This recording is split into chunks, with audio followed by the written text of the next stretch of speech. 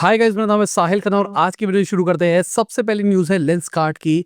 तो लेंसकार्ट का आईपीओ आने वाला है और ग्रे मार्केट के अंदर भाई इनके शेयर प्राइसेस भाग रहे हैं। 24% प्रीमियम के ऊपर दिखाई दे रहे हैं इनके शेयर प्राइसेस। तकरीबन 7278 करोड़ रुपीस ये अपने आईपीओ के अंदर रेस करने वाले हैं, जो 31 अक्टूबर को खुलेगा। जो हालात दिखाई दे रहे हैं उसके हिसाब से बहुत ही बम्पर ओपनिंग होने वाली है इनके आईपीओ की। बाकी इनके फाउंडर पीयूष बंसल जी की बात करके चले तो वो अपने 824 करोड़ के शेयर्स बेचने वाले हैं इस आईपीओ के अंदर। ओवरऑल देखा जाए तो सॉफ्टबैंक सबसे ज्यादा अपनी होल्डिंग बेच रहा है 1026 करोड़ की। उसके बाद पीयूष जी आ रहे हैं, उसके बाद बाकी सब आ रहे हैं। आप देख सकते हैं इमेज के अंदर, आपको समझ में आ जाएगा कौन कौन कितना कितना परसेंट होल्ड करता है और कितना कितना परसेंट बेच रहा है। इनके क्वार्टर वन के रिजल्ट्स भी आए जो कि अगेन अच्छे दिखाई दे रहे हैं। 61.2 करोड़ का इन्होंने प्रॉफिट रिपोर्ट किया quarter one of financial year 26 के अंदर, जहां पर पिछले साल तकरीबन 11 करोड़ का लॉस देखने को मिला था।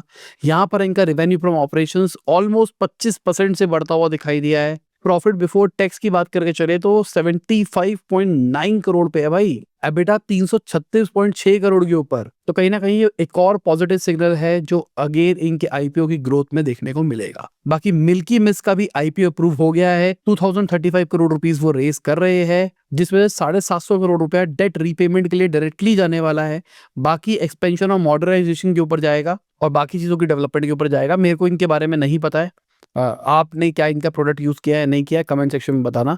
बाकी आईपीओ निकाल रहे, इतने बड़े नंबर क्रिएट करके बैठे हैं तो बढ़िया ही काम कर रहे होंगे। बाकी फॉरेन इंस्टीट्यूशनल इन्वेस्टर्स की बात करके चले तो उन्होंने आईपीओ के अंदर इन्वेस्टमेंट करना कम कर दिया है। 55% ड्रॉप देखने को मिला है और कहा जा रहा है वैल्यूएशन कंसर्न्स के चक्कर में, क्योंकि अनाप शनाप वैल्यूएशन के ऊपर आईपीओ आ रहे हैं और उसी चक्कर में कहा जा रहा है। मुझे लगता है लेंसकार्ट के अंदर देखना ये फॉरेन इंस्टीट्यूशनल इन्वेस्टर्स आ जाएगी, क्योंकि चाहे वैल्यूएशन ऊपर लग रही हो कई लोगों को, बट अपॉर्चुनिटी दिखाई देती है इसलिए आते हैं। बहुत सारी कंपनीज के आईपीओ आ रहे थे पर वो उतने एक्साइटिंग नहीं लग रहे थे। इस बार लेंसकार्ट थोड़ा एक्साइटिंग लग रहा है। बाकी मैं वीडियो में जाने पहले आपको याद दिलाना चाहूंगा, आपने लाइक का बटन नहीं दबाया, लाइक का बटन दबा दो, चैनल को कर दो सब्सक्राइब। मैं ऐसे ही डेली बिजनेस न्यूज आपके लिए लाता रहता हूँ। बाकी डंजो के फाउंडर की बात करके चले तो वो फ्लिपकार्ट को छोड़ के बिग बास्केट ज्वाइन कर सकते हैं। अभी जनवरी के अंदर तो उन्होंने भाई डंजो बंद होने के बाद में छोड़ के वो फ्लिपकार्ट मिनट्स के अंदर गए थे। फ्लिपकार्ट मिनट्स को बाय द वे उन्होंने स्क्रैच से बड़ा किया है, बिल्कुल जीरो ऑर्डर से वो 3 लाख ऑर्डर तक लेके गए हैं, 800 स्टोर तक लेके गए हैं, 50 मिलियन न्यू विजिटर तक लेके गए हैं। और अब कहा जा रहा है बिग बास्केट वालों से उनकी बात चल रही है, शायद वो बिग बास्केट जा सकते हैं। क्या ये पैसे का खेल है? क्योंकि मेरे हिसाब से फ्लिपकार्ट भी पूरी अपॉर्चुनिटी उनको दे ही रहा होगा। जो इस लेवल पे इन्होंने ग्रो करके दिखा दिया, तो मेरे हिसाब से कोई प्रॉब्लम नहीं होनी चाहिए फ्लिपकार्ट के अंदर। मेरे को लगता है कि 1 साल के कम टाइम के अंदर कंपनी छोड़ने का मतलब बहुत सारे पॉसिबल रीजंस हो सकते हैं। बाकी एक बार ज्वाइन करने दो, क्योंकि खबरें भाई हवा में भी आती है कई बार। इसके अलावा जीरोधा की बात करके चले तो वो अब यूएस स्टॉक्स में डायरेक्टली इन्वेस्ट करने का ऑप्शन हमको देंगे क्वार्टर वन ऑफ 2026 के अंदर। नितिन कामत जी ने इसको कंफर्म कर दिया है, मतलब अगले साल की स्टार्टिंग के अंदर हमको देखने का ऑप्शन मिलेगा। कोविड टाइम पे भी ये चीज प्लान कर रहे थे, जहां पर इसी टाइप का कुछ निकालने का सोचा था, बट उस टाइम पे डिस्ट्रप्शन के चक्कर में, जो रेमिटेंस की रेगुलेशंस थी उसके चक्कर में इन्होंने उसको ड्रॉप कर दिया था। बट अब वो फिर से शुरू करने का प्लान कर रहे हैं। इसके अलावा अगर आप जापान घूमने के लिए जाते हैं तो अब आप यूपीआई से पे कर सकते हैं। जापान के बहुत सारी शॉप्स के अंदर यूपीआई इंटीग्रेशन का ऑप्शन आएगा, मतलब आपको उनकी कोई करेंसी ट्रांसफर करने की जरूरत नहीं है। अपने यूपीआई ऐप से आप स्कैन करो, पे करो, कोई दिक्कत नहीं है। आपके बैंक से ही सारा काम हो जाएगा, कोई नया बैंक अकाउंट बनाने की जरूरत नहीं है। ये सिर्फ उन्हीं दुकानों के पास होगा जिनके पास एनटीटी डेटा होगा, और कहा जा रहा है ग्रेजुअली ये बाकी स्टोर्स के अंदर भी एक्सपैंड हो जाएगा। अभी एनपीसीआई कोशिश कर रहा है कि ग्लोबल प्रेजेंस बनाई जाए यूपीआई की, जिससे कहीं ना कहीं इंडियन रुपी की ग्लोबल प्रेजेंस बनने लग जाए। एटलीस्ट जो नेबरिंग नेशन है वहां पर इंडियन करेंसी चलनी शुरू हो जाए। ये बहुत ही स्ट्रैटेजिक मूव है। अगर आप न्यूज को कॉन्स्टेंटली फॉलो कर रहे हैं लंबे टाइम से, तो हम देख रहे हैं वो नेबरिंग कंट्रीज को कभी लोन दे रहे हैं, नेबरिंग कंट्रीज के साथ में पार्टिसिपेशन कर रहे हैं। लोन भी आईएनआर के अंदर दिया जा रहा है ताकि आप इंडिया के अंदर ट्रेड कर सको। इंडिया से कोई माल खरीदना है तो उसके लिए आईएनआर पे हमसे लोन ले लो भाई। ये जो चीजें हो रही है ना, बहुत स्ट्रैटेजिक है। बाकी एसबीआई 18,000 नए एम्प्लॉयज को हायर कर सकता है फाइनेंशियल ईयर 25-26 के अंदर, जहां पर 3,000 ऑफिसर लेवल की पोजीशंस आने वाली है, जिसमें पीओ स्पेशलिस्ट ऑफिसर आएंगे, आईटी और साइबर सिक्योरिटी वाले। सर्कल बेस ऑफिसर्स भी देखने को मिलेंगे। बाकी बैंक ने अपने फीमेल वर्कफोर्स को भी बढ़ाने का प्लान किया है, 27 से 30% तक ले जाने का आने वाले 5 सालों के अंदर। तो ओवरऑल देखा जाए तो अच्छी चीज़ है, जो लोग तैयारी कर रहे हैं उनके लिए गुड न्यूज़ है भाई। बाकी हमारी गवर्नमेंट अब बैंक्स के अंदर 49% इन्वेस्टमेंट अलाउ करने वाली है। ये गवर्नमेंट बैंक्स की हम बात कर रहे हैं, मतलब 51% गवर्नमेंट ओन करेगी, 49% फॉरेन डायरेक्ट इन्वेस्टमेंट आ जाए, मतलब बाहर से कोई कंपनी इन्वेस्ट कर दे। ऐसा क्यों हो रहा है? ये एक ट्रेंड नहीं दिखाई दे रहा? गवर्नमेंट बैंक्स को प्राइवेटाइज कर रही है, मर्ज कर रही है, अब एक्सटर्नल फंड्स भी आने दे रही है। ऐसा क्यों हो रहा है? पता नहीं मेरे को, है ना। मेरे को तो जियो पॉलिटिक्स की कोई समझ ही नहीं है। आप लोगों को है, कमेंट सेक्शन में बताओ भाई क्यों हो रहा है ऐसा। बाकी यूएई ने पेटीएम का लाइसेंस रिजेक्ट कर दिया है। पेटीएम वाले एक्सपैंड करने का प्लान कर रहे थे यूएई के अंदर। उन्होंने अप्रैल के अंदर यूएई के अंदर एक सब्सिडरी भी बनाई, Paytm Arab payment LLC, but अभी तक उनको लाइसेंस नहीं मिल पा रहा है। उन्होंने 2 टाइप के लाइसेंस के लिए अप्लाई किया था, एक तो वॉलेट टाइप प्रोडक्ट के लिए था और एक डोमेस्टिक पेमेंट को एक्वायर करने के लिए था। मतलब एक तरह का बैंक बनाने के लिए कि कहीं की भी पेमेंट ले सके हम, और जैसे हमारे यहाँ पे पेटीएम करो चलता है वैसा कुछ बनाने का सीन था, बट अप्रूवल नहीं आया है। इसके अलावा अमेजोन की बात करके चले तो $20 बिलियन का ई कॉमर्स एक्सपोर्ट किया है इंडिया से उन्होंने। अमेजोन का टारगेट है $80 बिलियन तक ले जाना 2030 तक इस नंबर्स को। और कहीं ना कहीं मुझे लगता है कि इंडिया से एक्सपोर्ट करना अमेजोन एक अच्छा ऑप्शन है। जिन लोगों को नहीं समझना इंपोर्ट एक्सपोर्ट कैसे होगा क्या नहीं होगा, और आप कोई प्रोडक्ट बनाते हो और बाहर बेचना चाहते हो, अमेजोन इज अ गुड चीज, और अभी बहुत सारे बेनिफिट्स भी दे रहा है अमेजोन।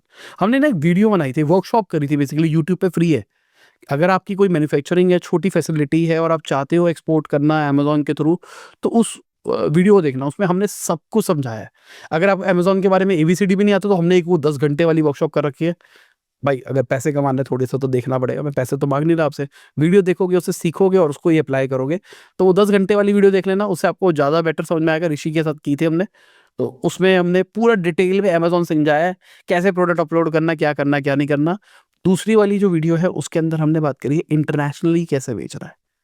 तो दोनों को अगर साथ मर्ज करके देखोगे तो आपका लेवल और बढ़िया हो जाएगा। इसके अलावा स्टैंजा लिविंग की बात करके चले तो $32 मिलियन रेज करे हैं उन्होंने 28% डिस्काउंट के ऊपर। इसका मतलब पैसे रेज करे गए हैं बट वैल्यूएशन अच्छी नहीं मिली है, डाउन राउंड किया गया है, 28% वैल्यूएशन घटती हुई दिखाई दी है। मेरे को लगता है जिस टाइप की सिचुएशन चल रही है, डाउन राउंड करना भी एक अच्छा ही ऑप्शन है, क्योंकि बहुत सारी कंपनीज को तो पैसा ही नहीं मिल पा रहा और कंपनियां बंद होती हुई दिखाई दे रही है। तो अगर डाउन राउंड भी हो रहा है, पैसा मिल रहा है, वो ज्यादा इंपॉर्टेंट है। $32 मिलियन रेस कर लिए, वो देखो। कंपनी 2017 के अंदर शुरू हुई थी। ये स्टूडेंट्स को और यंग प्रोफेशनल्स को एकोमोडेशन प्रोवाइड करती है। 75,000 बेड है इनके पास में, 24 इंडियन सिटीज के अंदर ये ऑपरेट कर रहे हैं। हमारा खुद का एक पीजी है और हमारे पीजी के कंपटीशन में ही है ये, और आसपास ही खोल रखा है इन्होंने। प्राइस ज्यादा है पर फैसिलिटीज भी अच्छी देते हैं। बाकी एचयूएल की बात करके चले तो उन्होंने 1661 करोड़ रुपीस खर्च करे हैं एड्स के अंदर। Q2 ऑफ फाइनेंशियल ईयर 26 के अंदर तकरीबन 11% का ईयर ऑन ईयर राइज देखने को मिला है। यहाँ पर एक साइड पे दुनिया कह रही है भाई एडवर्टाइजिंग खत्म हो रही है, ये हो रहा है, नंबर्स तो बढ़ रहे हैं। देखो, डिजिटल मार्केटर्स के काम खराब हो रहे हैं बट एडवर्टाइजिंग खत्म नहीं होगी, डिजिटल मार्केटिंग खत्म नहीं होगी। बट जो लोग फ्रॉड कर रहे हैं डिजिटल मार्केटिंग करके, आता दाता कुछ नहीं है और लोगों के साथ बस सोचते 5,000 रुपए में भाई वेबसाइट बना देंगे और लोगों का बिजनेस बदल देंगे, उनका बैड होने वाला है। इसके अलावा रिलायंस की बात करके चले तो रिलायंस 12 से $15 बिलियन एआई के अंदर इन्वेस्ट करने वाला है भाई। इनका प्लान है 1 गीगावाट का डेटा सेंटर बनाना, जिसमें 25% तो डेटा सेंटर की कैपेसिटी के लिए इन्होंने अंडर राइटिंग भी दे दी है। अब यहाँ पे रिलायंस बहुत ही स्ट्रैटेजिक चीजें कर रहा है। पहले उन्होंने गूगल के साथ पार्टनरशिप करी थी डेटा सेंटर के लिए, फिर एज्योर के साथ करी, अब वो मेटा के साथ भी कर रहे हैं। मेटा का तो एक सिंपल सा मॉडल है ना, 30-70 वाला, कि 30% मेटा लेगा कंपनी का, एक नई कंपनी बनाएगी, 30% मेटा लेगा और 70% कोई और लेगा। पैसा डेट के थ्रू रेस किया जाएगा, डेटा सेंटर का इंफ्रास्ट्रक्चर बनाया जाएगा, उसके बाद बेचा जाएगा, देखा जाएगा कैसे करेंगे। और जो डेटा सेंटर का इंफ्रास्ट्रक्चर होगा उसके अंदर मेटा वाले ऑलरेडी ऑर्डर दे देंगे कि भाई हमको इतनी इतनी रिक्वायरमेंट है। तो एक तरह से मेटा का ही डेटा सेंटर हो गया, अच्छे रेट मिल गए उनको। प्लस अगर ये एआई इंफ्रास्ट्रक्चर बबल होता है, जिस तरीके से अभी हर जगह पे डेटा सेंटर बन रहे हैं, अगर ये बबल होता है तो मेटा को सेफ्टी नेट मिल जाएगा। मुझे लगता है रिलायंस को भी उतना नुकसान नहीं होगा, क्योंकि इंडिया के अंदर भी उस लेवल पे डेटा सेंटर्स नहीं है और इंडिया को जरूरत पड़ेगी। ये बबल फटेगा तो क्या पता गवर्नमेंट भी रूल निकाल देगी आपको इंडिया के ही डेटा सेंटर्स लेने पड़ेंगे। लोग क्रिटिसाइज करेंगे भाई मुकेश अंबानी ने पैसे खिलाए, बट गवर्नमेंट बचाने के लिए कर सकती है। इसके अलावा सुप्रीम कोर्ट ने गवर्नमेंट को कहा है वोडाफोन के जो एजीआर ड्यूज का इशू है उसको कंसिडर किया जाए। ये अच्छी खबर है भाई वोडाफोन आइडिया के लिए। शेयर प्राइसेस भी इसलिए इनके भागते हुए दिखाई दिए।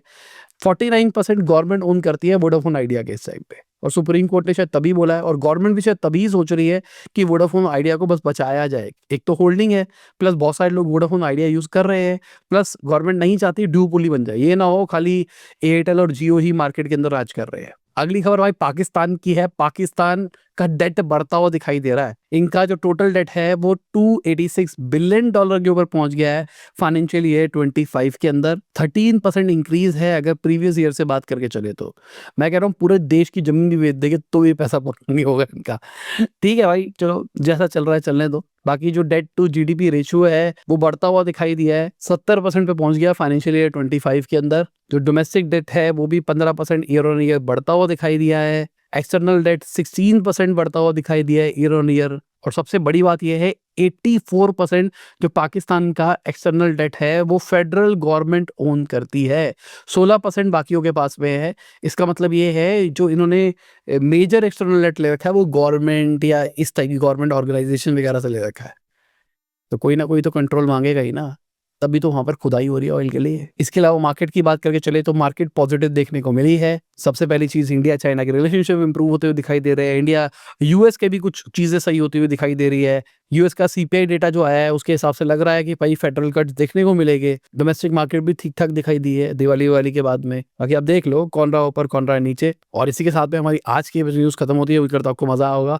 लाइक कर देना, शेयर कर देना, कमेंट वीडियो कैसी लगी। बाय, गुड नाइट, शब, खुदा हाफिज़, गुड मॉर्निंग, आफ्टरनून, जब भी वीडियो देख रहे हैं। जय हिंद, वंदे मातरम, दुआ में याद रखना।